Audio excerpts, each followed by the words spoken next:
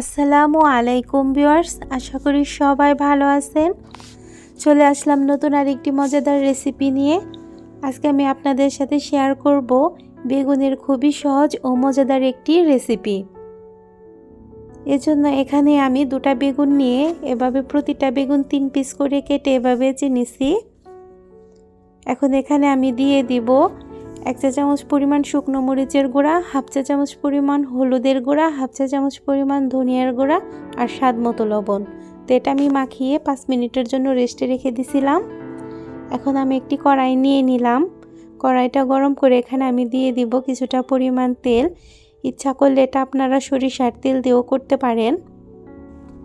তো তেলটা আমার গরম হয়ে আসছে। এখন এখানে আমি দিয়ে দিব বেগুনের পিসগুলা।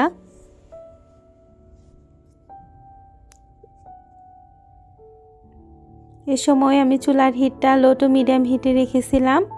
এখন আমার বেগুনের একটা পাশ ভাজা হয়ে গেছে। এখন আমি উল্টে দিয়ে অপর পাশটাও ভেজে নিব। এভাবে উল্টে পাল্টে বেগুনের প্রতিটা পাশে আমি ভেজে নিব। তো অপর পাশটা আমার হয়ে গেছে, আবার আমি উল্টে দিলাম।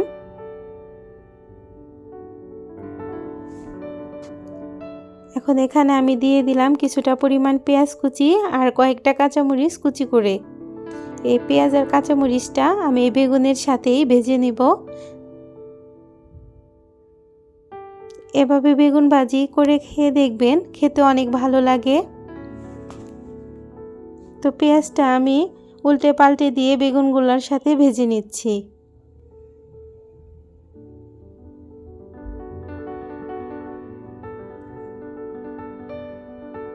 তো আমার বেগুনটা ভাজা হয়ে আসছে। এখন উপর দিয়ে আমি কিছুটা পরিমাণ ধনিয়া পাতা দিয়ে দিলাম। এতে করে এর টেস্টটা আরও বহুগুণ বেড়ে যাবে।